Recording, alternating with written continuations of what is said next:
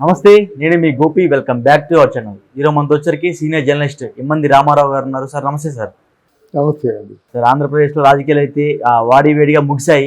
Polling కూడా అయిపోయింది. So అదే క్రమంలో పవన్ కళ్యాణ్ గారు గెలిస్తే రాబోయే రోజుల్లో ఉప ముఖ్యమంత్రి వచ్చే అవకాశాలు కనిపిస్తున్నాయి. ఒకవేళ ఉప ముఖ్యమంత్రి రాకపోయినా సరే కేంద్ర మంత్రిగా వచ్చే అవకాశాలు కూడా కనిపిస్తున్నాయి. సో దానికి మీరే ఉంటారు? అంటే ఇక్కడ విషయం ఏంటంటే ఎంత గెలిచి రచ్చగెత్తమంటారు కదా. ముందు మన ఇంట్లో మన కుటుంబాన్ని చక్కదిద్దుకొని ఓహో సక్సెస్ఫుల్ ఫ్యామిలీ అంటే అప్పుడు పక్క వీధిలోకి వెళ్ళి అసలు మీ కష్టాలు ఏంటి, నీళ్ళు రావడం లేదా, ఏంటి కరెంట్ ఆగిపోతుందా, లైట్లు పనిచేయటం అంటాం.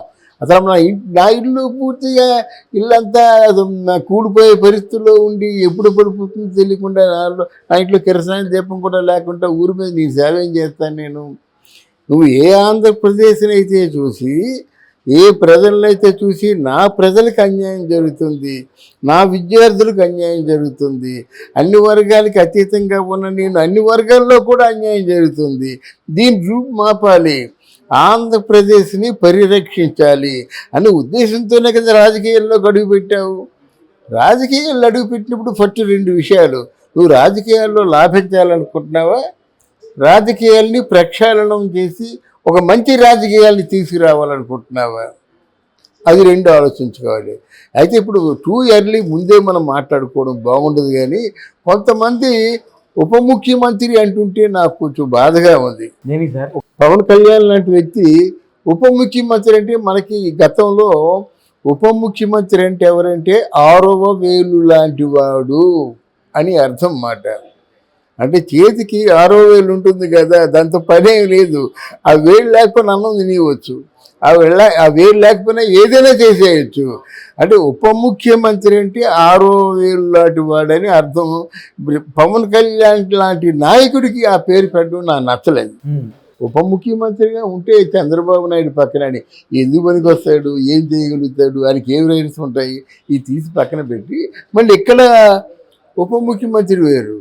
ఎక్కడ తెలంగాణలో ఈయన బట్టి విక్రమార్కన రేవంత్ రెడ్డి, నీ ఫోటో ఎంత ఉంటే నా ఫోటో ఎంత ఉండాలా, నీది ఎన్ని ఇంచీలు అయితే నాది అన్ని ఇంచీలు. కర్ణాటకలో కూడా అలాగే నువ్వు మోదీ దగ్గరికి వెళ్తే నేను మోదీ దగ్గరికి వస్తాను, నువ్వు రాహుల్ గాంధీ కలిస్తే నేను రాహుల్ గాంధీ కలుస్తాను. అలాగమాట నీ ఒక ఏమైనా ఇంటర్వ్యూలు ఒక 5 నిమిషాలు ఇచ్చినట్టే నేను 5 నిమిషాలు ఇస్తాను. ఇలాగా బాగా చండాలం అయిపోయిందన్నమాట అండి. ఎవరు ఇన్ఫీరియారిటీ కాంప్లెక్స్ ఇద్దరిలో ఉంది, తొందరలో వాళ్ళు బయటపడతారన్నమాట. మరీ అలాగా ఉండవలసిన అవసరం లేదు. ఎందుకంటే ఒక ఎమర్జెన్సీలోనూ ఎవరైనా నిర్ణయాలు తీసుకోవచ్చు.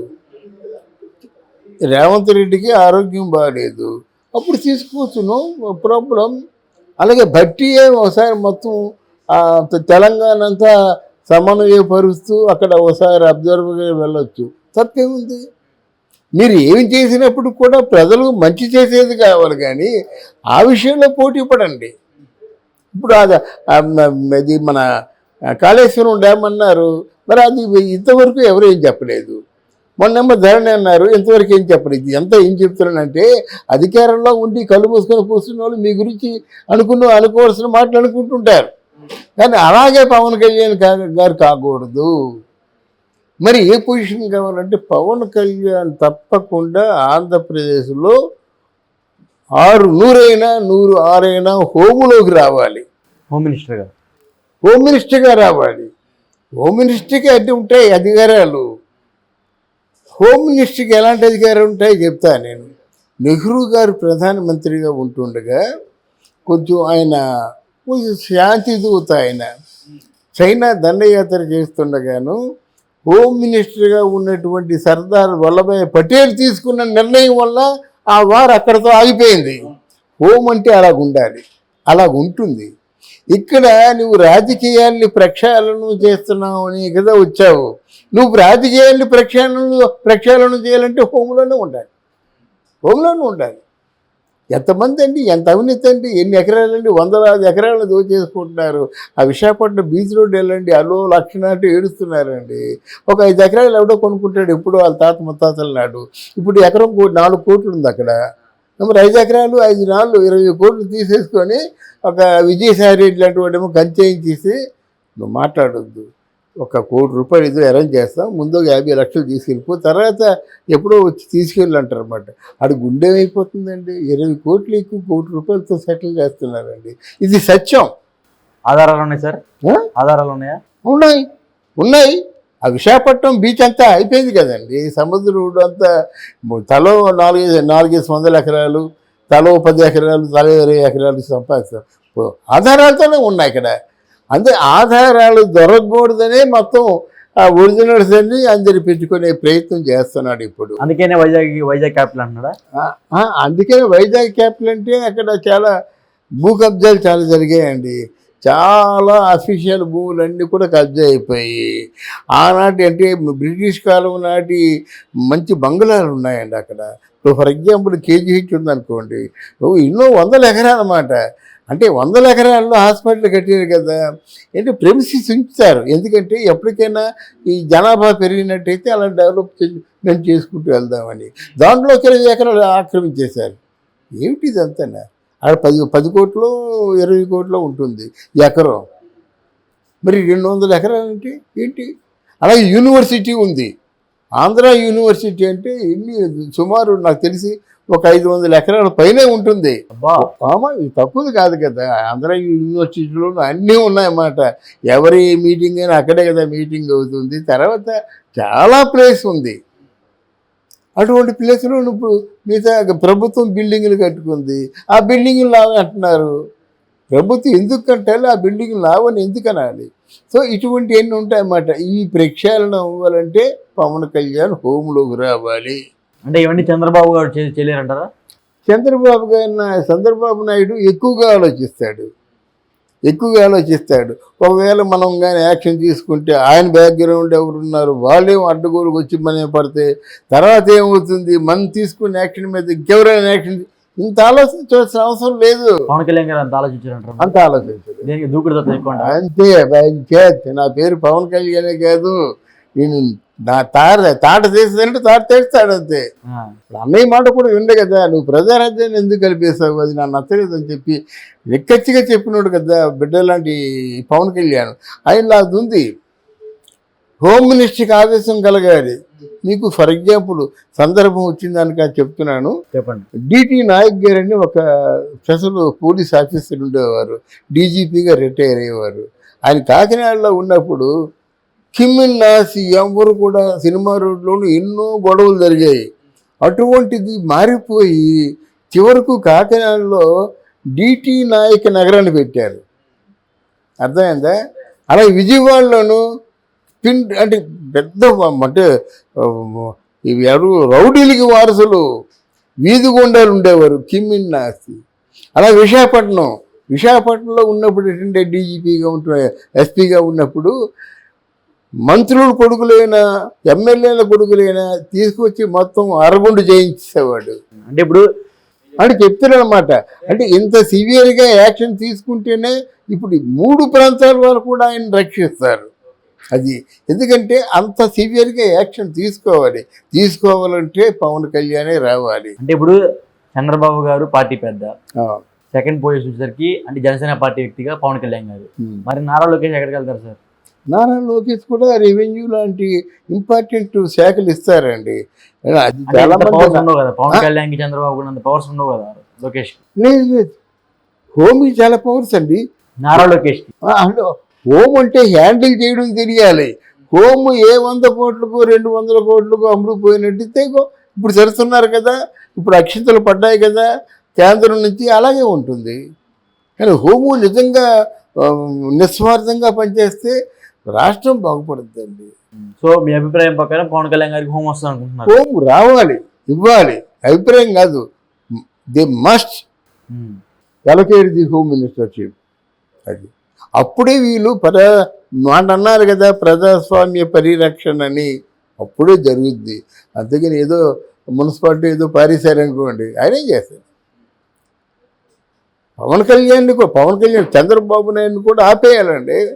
ఏమనుకుంటున్నాం, అక్కడ సంపేస్తున్నారు పట్టుకొని. ఒక్కడిని ఎన్కౌంటర్ చేశారనుకోండి, రెండోవాడు చేస్తాడే. హోమ్ ఖచ్చితంగా ఎప్పుడు శిక్షలు వేస్తుండాలా. బ్రైబుల్ తీసుకున్న వాళ్ళ మీదేమో కొన్ని కేసులు పెడుతుండాలా. ఆడవాళ్ళని ఎవడని రేపు కడుపుతో ఉన్న అమ్మాయిని రేపు చేసి చంపిస్తాడండి. అలాంటిది మీరు విని ఓహో సరే అప్లై చేయండి. అది ఎవరికి ఎవడైతే చంపడానికి కొట్టిపారేయడం అయితే ఎవడు చూశాడు? రాజశేఖర రెడ్డి టైంలో ఉంటుండగాను ఇలాగే ఒక ముగ్గురు కడుపుతో ఉన్న అమ్మాయిలేమో ఇలాగ రేప్ చేసినట్టయితే ఆయన వాళ్ళకి ఎంకరేజ్ చేశారన్నమాట. కనిపిస్తే గుడ్లు పీకేయండి అని చెప్పేసి.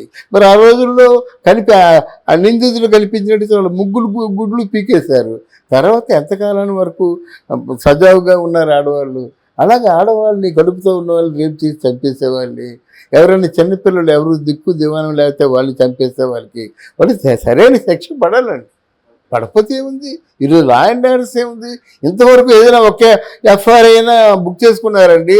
అయ్యో నాకు అన్యాయం జరిగిందంటే మమ్మల్ని ఏం చేయమంటే అంటున్నారు అన్నమాట. వాళ్ళు మనకెందుకండి? Because of the home. Okay, ఇలా ఫ్యూచరిస్ ఉందండి. ఎక్కడుందో మనకు తెలియదు. ఇంకెవరో ఉన్నారు అందువల్ల అలా కాదు.